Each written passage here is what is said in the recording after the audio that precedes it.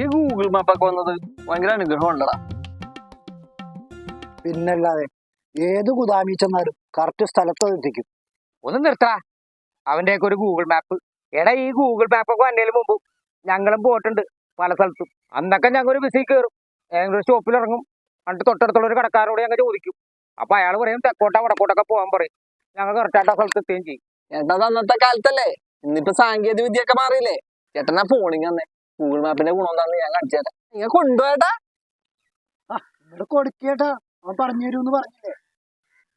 ഈ Google map എടുത്തിട്ടേ ഈ direction കൊടുത്തു കഴിഞ്ഞാൽ നമ്മൾ എവിടെയാണ് എത്തേണ്ടത് അവിടെ കറക്റ്റ് ആയിട്ട് എത്തിക്കും. എടാ ഇതൊന്നും എനിക്ക് അറിയാൻ വേണ്ടല്ല, ഇതിന്റെ ആവശ്യം എനിക്കില്ല. ആവശ്യമില്ലെങ്കിൽ പിന്നെ നമുക്കെന്താ. ബെന്റോനെ എത്ര നേരം കാണാനല്ല. ആ ബെന്റോനെ വിളിച്ചു നോക്കിയേ. ഹലോ, ആ ബെന്റു ചേട്ടാ എവിടെയാണ്? എടാ ഞാൻ അങ്ങോട്ട് വന്നോണ്ടിരിക്കടാ. ആ ശരി എന്നാ. പുള്ളി ഇങ്ങോട്ട് വന്നോണ്ടിരിക്കുന്നു. ബെന്റോനടല്ലോ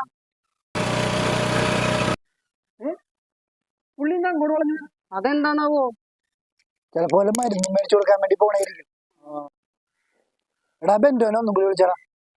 കാണല്ലോ.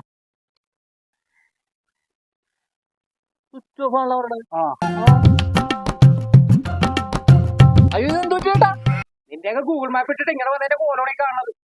ഇങ്ങാട് വരാൻ ഗൂഗിൾ മാപ്പ് എന്തിനാ? ഇങ്ങാട് വരാൻ ചേട്ടൻ അറിയാൻ പാടില്ലേ? ഇങ്ങാട് വരാൻ അറിയാവുന്നോണ്ടല്ലേ ഞാൻ ഗൂഗിൾ മാപ്പ് ഇട്ട് പരീക്ഷിച്ച് നോക്കിയത്. എന്നിട്ടെന്ത് വരുമല്ലോ, അവിടെ എത്തിയപ്പോ ടേൺ റൈറ്റ് എന്ന് കാണിച്ച്. ഞാൻ ഇടത്തോട്ട് പോയി. ഞാനോർത്ത് വേറെ നല്ല വഴി കൂടി ഇവിടെ എത്തിക്കോന്ന്. നേരെ പുഴയിലോട്ട് പോയടാ. എന്നിട്ടെന്ത്, വണ്ടി പുഴയിൽ വീണിട്ടും ഗൂഗിൾ മാപ്പ് ഗോസ്റ്റ് റൈറ്റ് എന്നാ പറഞ്ഞുകൊണ്ടിരിക്കണത്. വണ്ടി ഓഫായി പോയോണ്ട് മാത്രമാണ് ഞാൻ മുന്നോട്ട് പോകാഞ്ഞത്. ചേട്ടന്റെ ഫോൺ ഓഫായി പോയാ? ഞാൻ വിളിച്ചിട്ടുണ്ടാവില്ല. അത് ഞാൻ വെള്ളത്തിൽ മുക്കി പിടിച്ച് ഓഫാക്കിയാണ്. അതവിടെ കിടന്ന് വെറുതെ അലച്ചോണ്ടിരിക്കണല്ലേ.